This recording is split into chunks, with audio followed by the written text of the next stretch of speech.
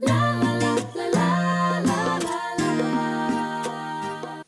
to Elizabeth's Craft Room, and today I'm going to show you how to make this framed home decor piece.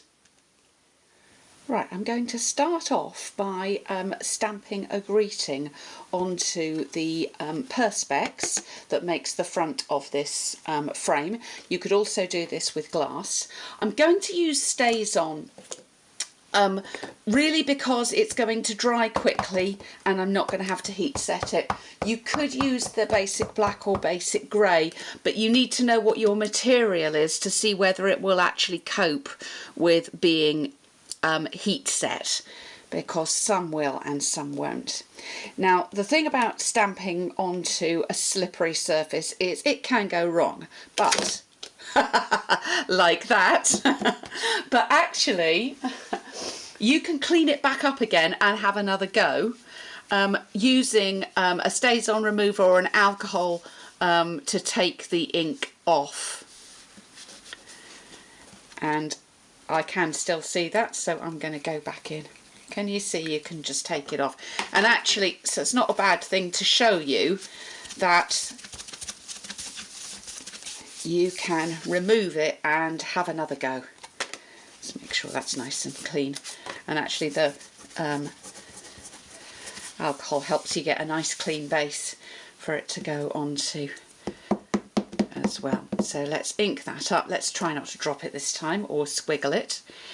And I'm just going to go straight down. Hold that in place for a moment and then lift it off. There we go.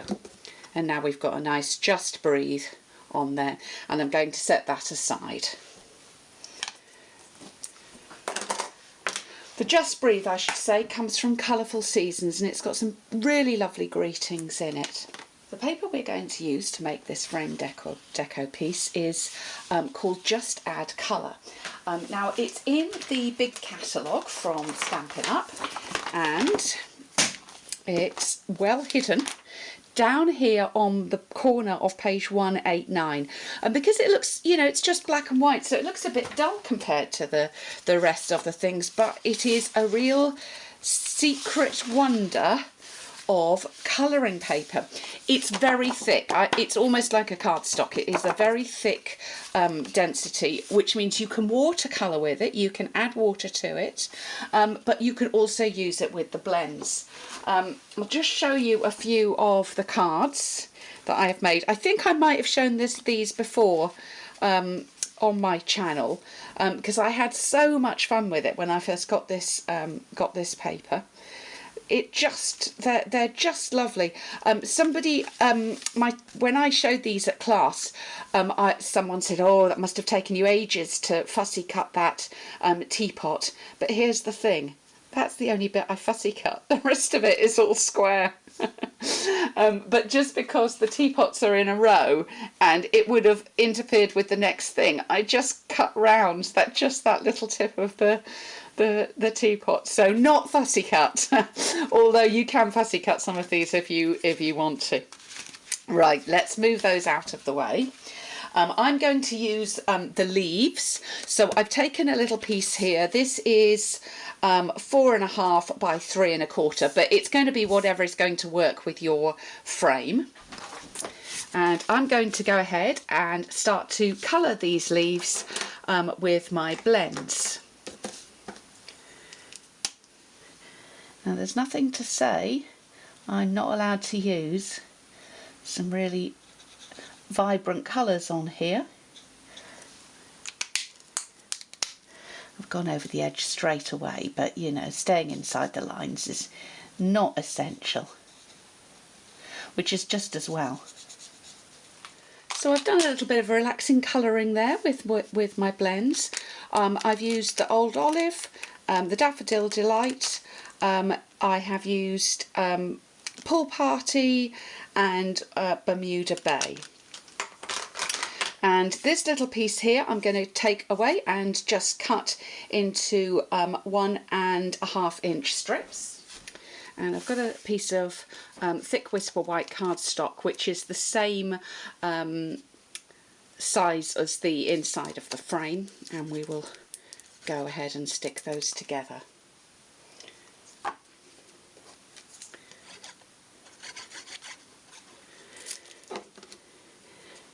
Now, you don't have to line these up in the same order in which you coloured them, but I think it does look nice if you do so. So just watch where you've cut and go ahead and line those up. And I tend to do the outside ones first and then the middle one, because then you can kind of space them quite well and quite evenly.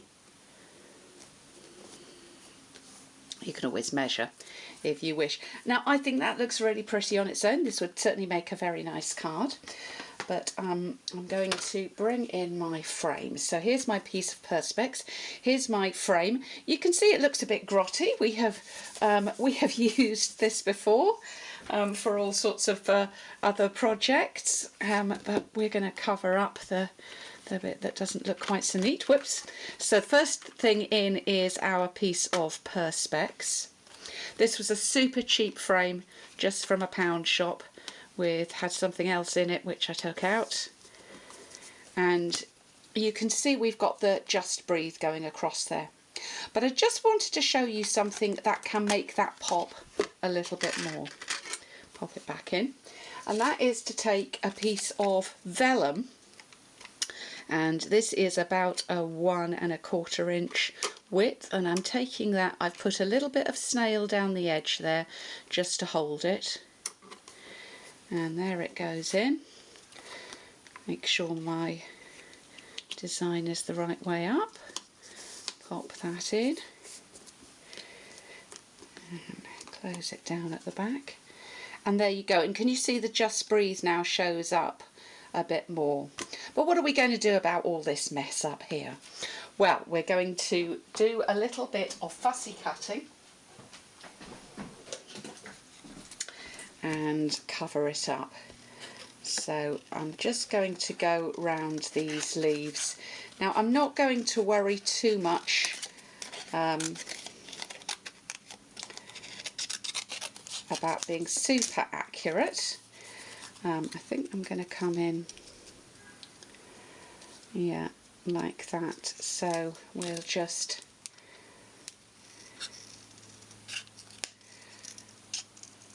leave some of it in. I check I'm in front of the camera. And I'm not cutting super accurately. You could do if you wanted to.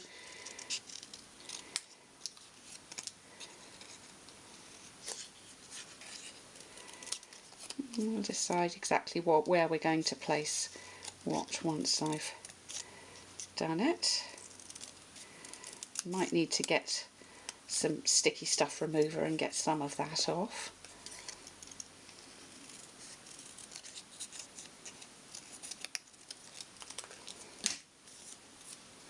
So I think that looks quite pretty. We could also have it coming up from the bottom. I've got another couple of leaves cut as well, and let's just see, coloured rather than cut.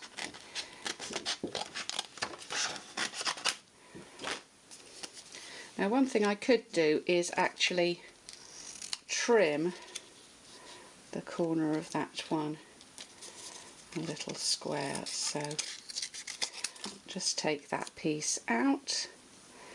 Let's see, yeah, I think that would be nice.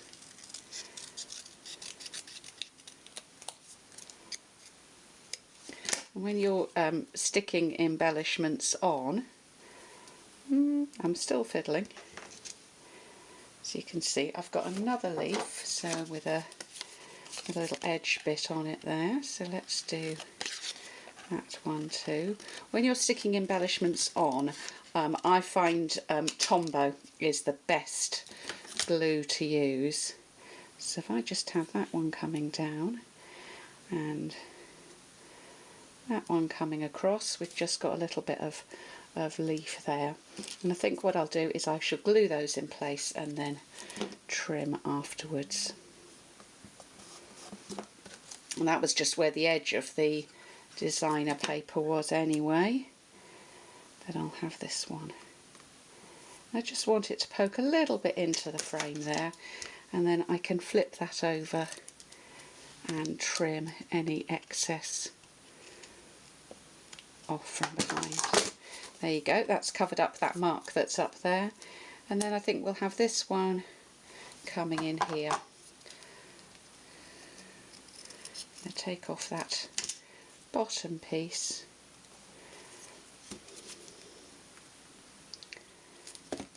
And just glue that so that it comes up. Just a little bit of glue on the side there. Oops. There you go. And I think that makes a pretty home decor piece. So if you would if you find a cheap frame, there's all sorts of things that you can do to kind of really step it up. This was one that I dismantled earlier that I'd done with the flowers. This is actually from the petals one in the spring summer. But you can see you can make a really pretty little frame very, very simply. So thanks for visiting Elizabeth's Craft Room today. I look forward to welcoming you back again soon. La, la.